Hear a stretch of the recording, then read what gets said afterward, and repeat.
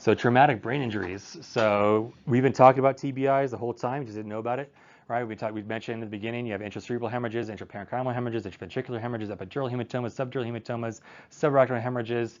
All of these technically are traumatic brain injuries, right? These are all traumatic brain injuries here, right? Now we're going to kind of fill in the gaps of the ones that we haven't mentioned yet, right? Linear skull fractures, basilar skull fractures, if they cause damage to the brain, it's a TBI.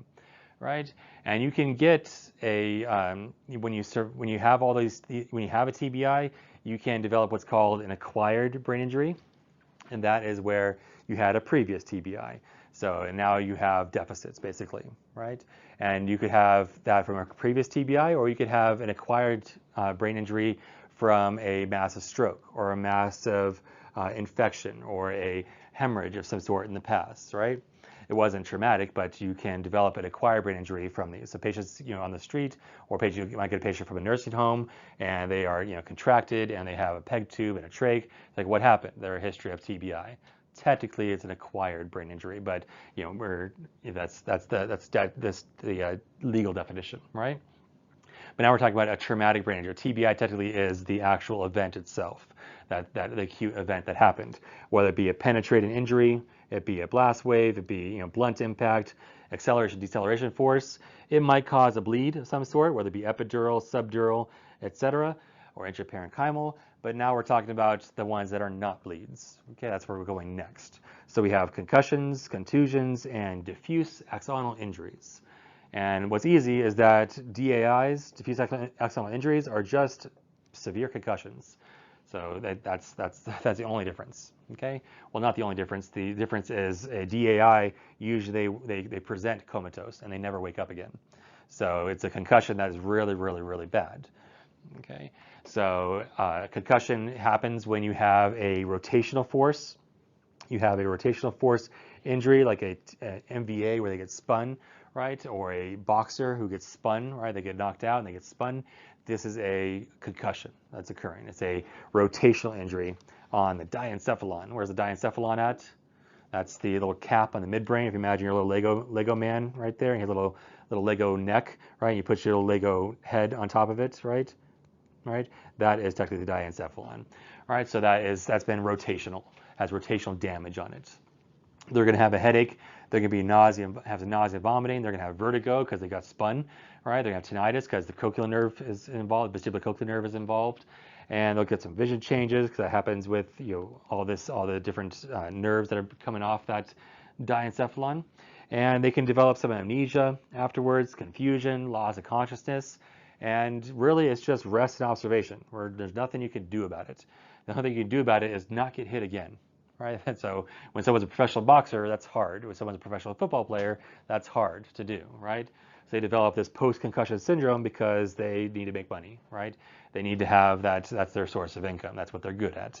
So they're good at getting concussions. So we have that there's concussion protocols in football, concussion protocols in boxing and such to make sure someone does not, if they develop a concussion, they don't get a new concussion the next 2 weeks. Basically, they're out for 2 weeks.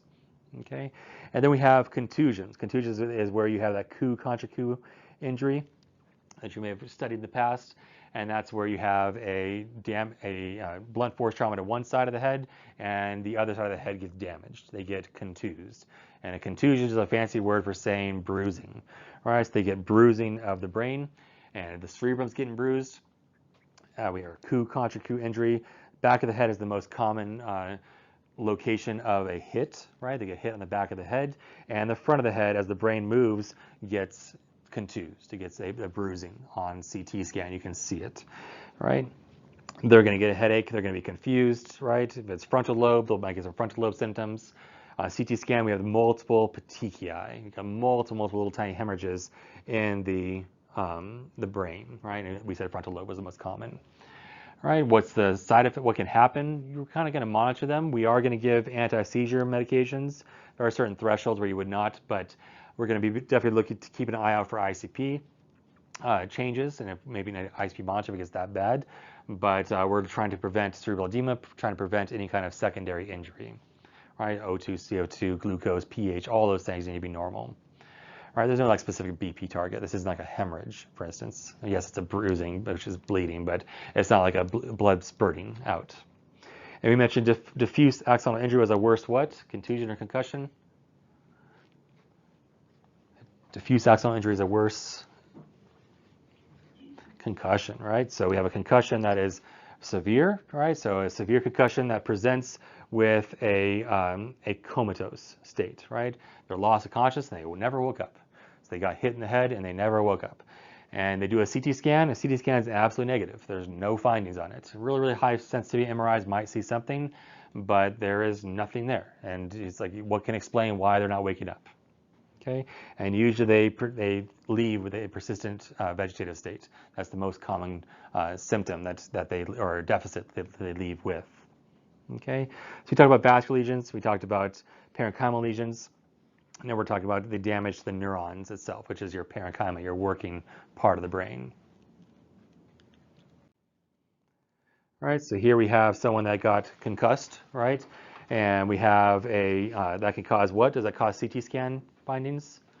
No, that concussion just causes a axonal rotational injury, right? So the axon is getting rotated here, you can see.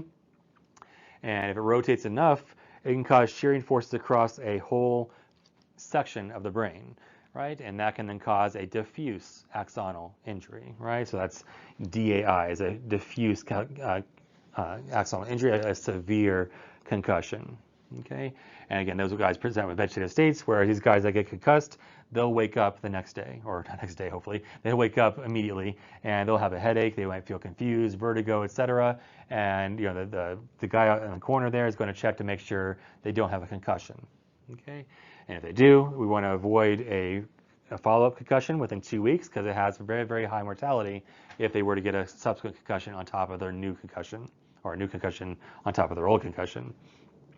And once you have 4 to 6 of these concussions in your lifetime, then you're at high risk of post-concussion syndrome, where they have a, you've seen Muhammad Ali, right? He's got moving all over the place. He's not his same mental faculties as he was in the 70s compared to now, right? Or is he alive? I don't know. All right, so let's put Muhammad Ali. We'll put a little video clip next time, right? So Muhammad Ali, he's going to be you can see in the 70s, he was super alert. He was moving around all quickly, and he got all these concussions. And now he can barely walk, he can barely move, he can barely talk. He stutters all the time, and he has a very difficult time of functioning at that point. And then going down to concussions, that's where we have an impact on one side, right? And we have a injury on the other side. Literally, the brain is moving back and forth inside the brain. So here we had a damage on the occiput, and we had a bruise on the other side. And a fancy way to say bruise is a contusion. And they do have symptoms, or not symptoms, they do have CT scan findings. They also have symptoms too, but they have the CT findings of these hemorrhages that are bruising. That's all throughout the brain there. Okay, so those are our 3 different types of non-hemorrhagic or non-vascular, I guess would be a better way to say it, traumatic brain injury. Okay, so severity of traumatic brain injury, we know how to fix high or brain injuries when avoiding kind of secondary injury. The difference here is we are going to give seizure prophylaxis. We will give seizures to these guys because they've damaged their nerves and they're at high risk for cerebral edema. Okay, BP, they say they don't want to get too high because your body, your brain cannot auto-regulate when when it gets a traumatic brain injury. So if it can't auto-regulate, it can't vasoconstrict and vasodilate. So you don't want to raise the blood pressure too high and then burst through any kind of arteries or veins and have any kind of subsequent secondary injury. Okay, so what else? So if they have an aneurysm, you might have a little higher blood pressure target. That's where we have to involve an expert to figure out, hey, they have a severe traumatic brain injury. What are we doing with this patient? Okay, so what else on this? So some things that would tell you someone has a significant traumatic brain injury is they have, they vomiting 3 or more times. They fell from a high height, more than 3 meters, is about, what, is that 9 feet or plus, right, 10 feet plus. that's a sign of a severe injury, and they have higher risk factors for deterioration and higher risk factors for higher ICPs, and it requires us to zoom in more closely to make sure we're fixing all these things, correcting coagulopathies if they're present, make sure everything's normal, and we're doing neuro checks, especially for the patient that is high risk and has these traumatic brain injury risk factors. Okay, so as we know, we're doing blood pressure management, CT scans, and operations if need be, right? If it's a hemorrhage, epidural, subdural hematoma, we might need to go in there. You can't really do an operation for someone who has a concussion or contusion, etc. Okay, so that's the idea behind our severity scores. All right, seizures.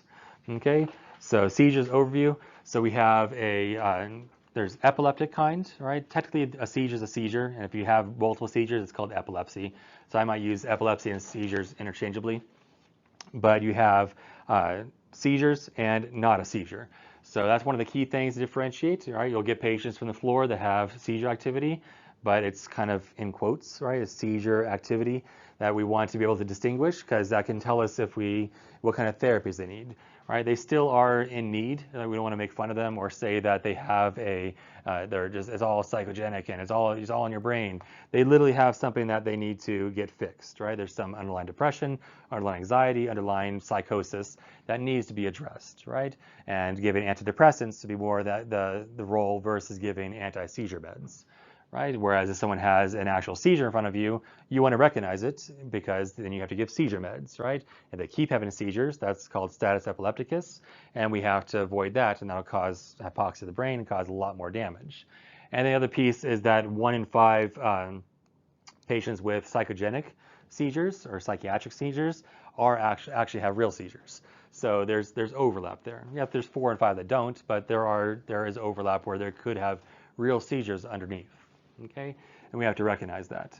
So there's epileptic syndromes, right? And there is a non-epileptic, right? So, or psychogenic non-epileptic syndromes, right? So we call that penis.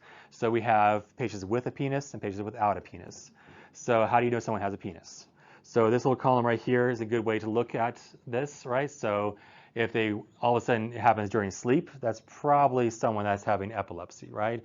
Or if someone wakes up and they all start having a penis, that's going to be a problem, right? That's going to be a psychiatric situation. Someone has their eyes closed, it's really hard to close your eyes or do anything voluntary when you're actively seizing, right?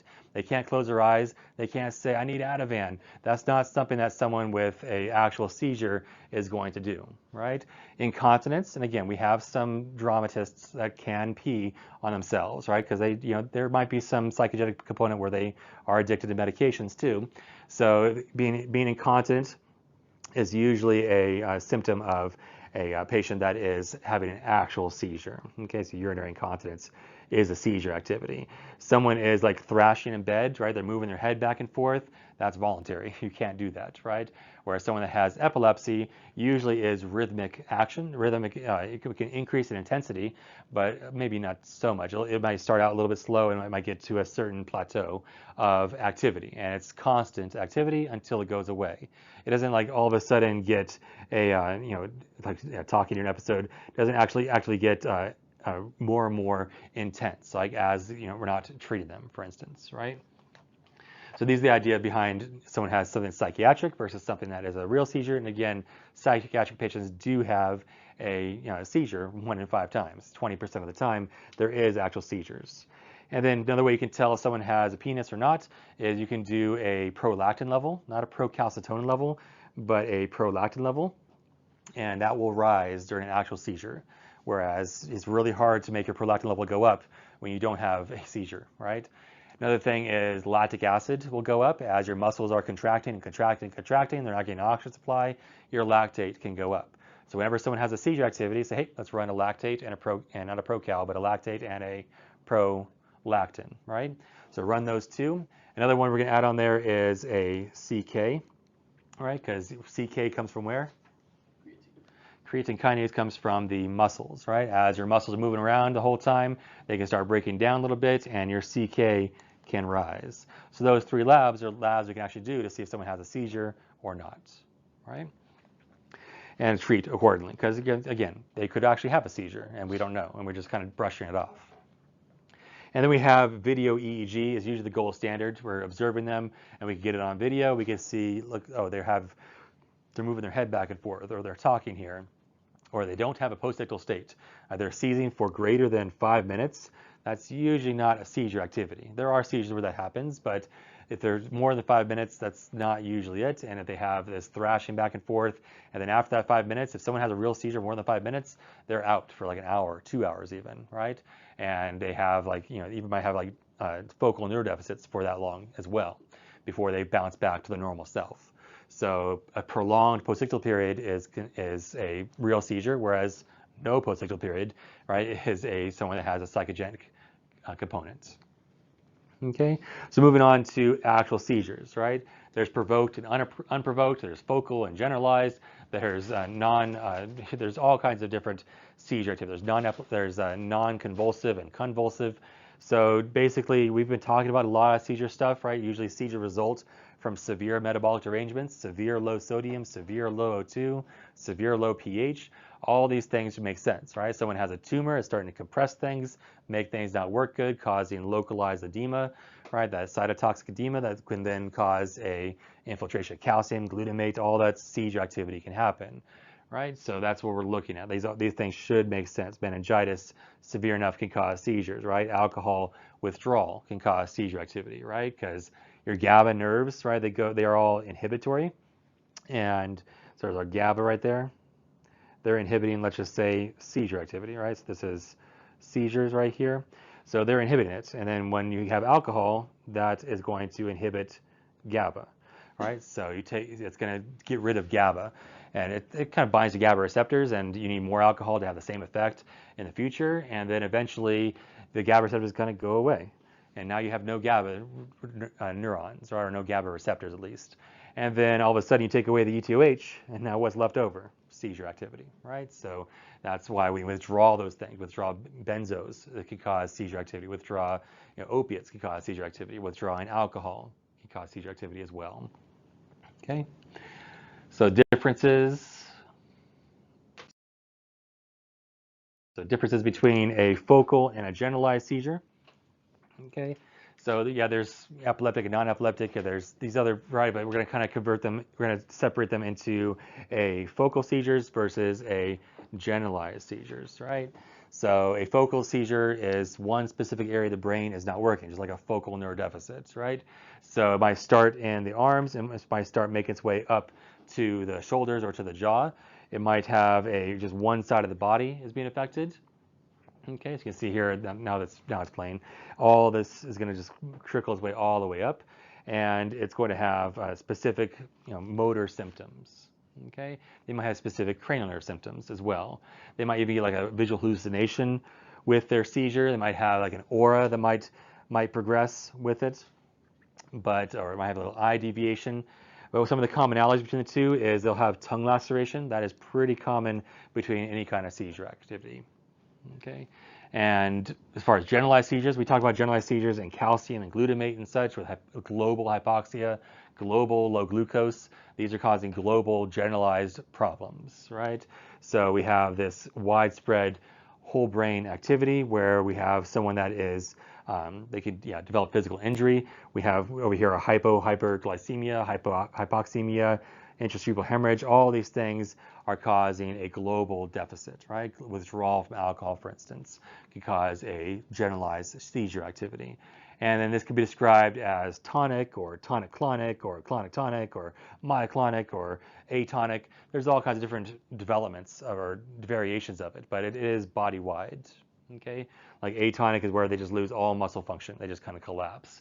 Whereas tonic-clonic is there's short phases and long phases. Right, so we have these different types of seizures, different types of generic seizures or generalized seizures, and then there's absence seizures kind of fall under this as well. That's where they don't have any kind of muscle activity. They are just having this non-convulsive status epilepticus, or NCSE, which is getting a lot of attention recently because patients just with just regular septic shock get NCSE, we don't know that they actually have seizure activity, and that can worsen their outcomes if we don't recognize it. Same thing with someone that has hypoxic encephalopathy. They code and they get ROSC and they come back, and then we don't do proper EEGs over 60 minutes, right? We only when we see seizure activity. So if we were to monitor the EEG at all times, they say, oh, I see something weird, let's go ahead and do a proper 60-minute EEG. Just like when you have an EKG monitor in place, you see something weird, you get a proper 12-lead EKG. It's the same kind of concept. Okay, so the next step is status epilepticus. So that is a life-threatening situation where we have a generalized seizure that does not go away. So it's a seizure that's been lasting for more than 5 to 10 minutes. 5 minutes is usually the cutoff. That's usually, well, that's way too long. Because whenever someone has a seizure, you want to get a clock going or ask someone, when did this start, right? Because it was, oh, that's about 12 minutes ago. So, well, that's too long, right? We should be fixing that. Okay, could be psychogenic, yes, but if it's a real status epilepticus, that's all kinds of oxygen utilization that's increased that we need to, and we're not getting great O2 supply in the first place, so we got to stop that as best we can. How do we stop it? We have first-line agents and second-line agents that we usually give. So the first-line agents are all benzos, so it makes it easy, right? You get something benzo-related, so something with PAM or MAM in it, right? So, or LAM. So we have a, lorazepam is our go-to agent because it works quick and it goes away and, I forget the half-life, it's like 20 minutes at tops, right? So it's going to go away. And yes, they cause respiratory depression, but it's going to be, it's going to fix the seizures first before it causes the respiratory depression, because everything in the brain, the seizure threshold is not on the bottom, is all the way down, and it's easy to cause seizure activity, or the threshold is on the floor. So when you give lorazepam, yeah, the seizure activity the threshold goes up a little bit, and now it's more difficult for seizure stuff to cause seizure activity, seizure impulses to cause seizure activity. And of course, that threshold goes way too high, the impulse for breathing is going to go away. Okay, so first line therapy was what again? It's going to be your what kind of agents? Yeah, so lorazepam is our go-to, midazolam is an option, and Valium is diazepam is an option as well. All right, Valium is given per rectum if they don't have an IV, and the other guys can be given IM if need be. And then we have our second-line agents. Second-line agents are once we've given to something to stop the seizures right now, we want to stop them in the future from happening, right? So you can't just give Ativan and call it a day. All right, you have to start something else get something else on board to maintain this seizure threshold on the higher end, right? So these agents are phenytoin's a classic, right? Fosphenytoin is the new, as in like not year 2000 new, right? It's the better agent to use. So fosphenytoin doesn't have all the severe side effects like phenytoin does.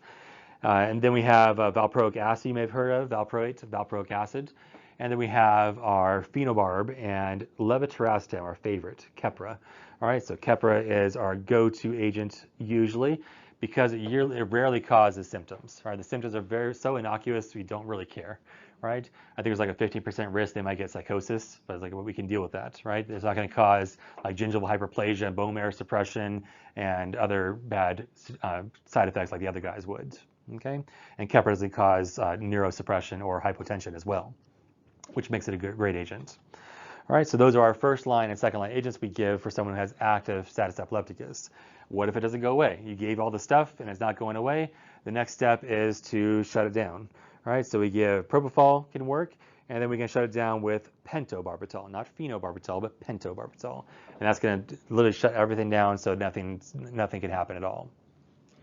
Okay, so we're looking for underlying causes, what's causing our seizure activity, and what can we do to fix it? Benzos, of course, are first, but the sugar's low, right? So we go in there, what's going on? Why do I have a seizure? Oh, they're hypoxic. Let's get them intubated. Let's get the O2 level up. Or their pH was like 6.89. Or they're ETOH patients, right? And thiamine is usually our go-to agent for anybody that's confused. Just give thiamine just because, but also the ETOH is going to be beneficial as well. All right, also prevents Wernicke's encephalopathies. So if the sodium is low, 3% saline, okay? They can have all kinds of complications from the seizure itself. They can get fractures. They can get more seizures because now the threshold's been reduced. That's why we give second-line agents to boost up their seizure thresholds. All right, so that's the idea behind fixing these things. The interventions you do you give medications. In the meantime, you're going to turn them on their side, make sure you have suction because they might need to be intubated, right? Get an AccuCheck for getting a glucose level, and checking your ABG to make sure nothing's going on. CT scan to make sure there's not a new bleed that might have occurred. They're not gonna have like a new tumor overnight, but that's if there's someone came in with a seizure, it's like, well, why do they have a seizure? Let's see if there's an organic reason for their seizure or a non-organic reason. Non-organic being like hypoxia or hypoglycemia, uremia, ammonia levels, all these things that we talked about. We talked about comas, right? They can everything in the universe in the body leads to dysfunction and then coma and seizure death, right? So we're at the seizure part. That's what we're trying to avoid. Okay, so there's an example, I think, of a tonic-clonic seizure. You can see both legs are moving. It's not just like one little side. Everything is moving at this point. All right, so our last deal with our meds, we talked about the first-line agents. What were the first-line agents again? Those are benzos, right? And again, we kind of knocked on benzos a lot in respiratory and delirium. And we said in each one of those sections, the only exception for benzos is seizures, right? The only exception also is ETOH, but we have phenobarb that we can use for ETOH. So really, we only need benzos for someone that has seizure activity, right? We have it on standby. We have a PR in order for it at all times, right? Someone has seizures. And then number 2 is some of this stuff, right? Not every one of these ones, but most, like our phenobarb, is on there as our second-line agent, but what's our go-to agent is our levetiracetam, right? I've heard it pronounced levetiracetam, and I couldn't stop laughing for like levetiracetam minutes. So that was so yeah, but it's Keppra is our brand name. Right? It's given super fast, has very, very few side effects, right? Behavioral side effects, and what is it doing? It's blocking release of glutamate, right? We mentioned glutamate was a bad boy. Calcium, when it gets into cells, releases glutamate. So if we can stop calcium or we can stop glutamate, we can stop the impulse from getting from point A, right? This is seizure activity, like an NMDA or some kind of seizure neuron. We want to stop this impulse from getting through, all right? How do we stop that? Well, we can stop the glutamate release. So with our Keppra, right, we can stop the calcium channel. Whenever this calcium channel, where is it at? This calcium channel over here, right? This calcium channel gets activated, right? They're at a threshold here. And when that calcium channel reaches thresholds, so we're down here, sorry. So we're at threshold. When we reach a certain potential, it opens up no matter what. You cannot stop it, right? So if we can make this lower, then we are able to stop the seizure from happening or the activity from happening. So we inhibit calcium channels. We stop the calcium channels from even being going off in the first place. We make them really, really cold, right? You're making the membrane even colder because if you make it hotter and it reaches a certain temperature, it's going to go off and it's going to cause this impulse, the seizure impulse, to go through, right? So we can inhibit calcium channels, and who does that? Gabapentin and pregabalin, right? So those guys can be given for maintenance seizures, like PO seizures at home. So not like a number 2, but like a number 3, right? They're getting home, sent home with seizure meds. We could send them home with gabapentin, pregabalin. Usually nowadays, you see that often with neuropathic pain for your diabetic patients or a patient that might have phantom leg pain from an amputation or something, because this could be seizure pain or this could be what? This could be, I said seizure, I already spoiled it. So it could be seizure or it could be pain, right? And remember, we have NMDA inhibitors like ketamine. Remember, ketamine is an anti-pain medication, right? So if we give gabapentin and we're stopping the calcium channels, the pain doesn't get through. We're stopping pain. We're also stopping seizure activity. And then the sodium channel, kind of same deal, right? The sodium channels, once they reach thresholds, they're going to cause the impulse to be carried from node to node and to the synapse. And then at the synapse, it's up to the calcium channel to get activated or not. But if we can stop the sodium channels, which is what lidocaine does, and that's why we stop pain, with lidocaine being injected locally, it floods it with sodium, and it destroys the concentration gradient, and your pain does not go through. But with seizure activities, same thing in the brain. We're stopping the sodium channels. Lidocaine does not cross the blood-brain barrier for it to work. So we have to do something else to block sodium channels. So we have these guys here. So we got carbamazepine, phenytoin, and phosphatoin are agents that will stop the sodium channels and suppress seizure activity, right? Lamotrigine you might have seen as an outpatient medication. It's not one of our go-to agents, like phenytoin is one of our go-to agents for a second line. Keppra is one of our second lines, too, in a different color, so it's too greenish, right? So we got our second line medications. You got phenytoin. We got Keppra, what was another one? We had our phenobarb was on there, and our valproate was one of our agents we give second line. So someone says, oh, they're having seizure activity. I give benzos first, and then I give one of those 4 things to prevent seizures from happening again. Okay? And then if they continue to have those seizures, the neurologist gets involved, then they can decide to continue the seizure medications or not, right? They might adjust it. And there's no exact science to this. It's just like, oh, valproate didn't work, let's try fosphenytoin. Oh, fosphenytoin didn't work, let's try lamotrigine. It didn't work, let's try topiramate, right? There's really no rhyme or reason about which one works better. There is certain seizure activities, like generalized seizures versus like absent seizures, for instance. There's some good evidence there, but really we're blocking GABA, we're potentiating GABA. We're blocking sodium channels, blocking calcium channels, blocking the release of glutamate. These are all things to prevent seizure activity, right? So that's the idea behind seizures and anti-seizure drugs, or anti-epileptic drugs, or AEDs.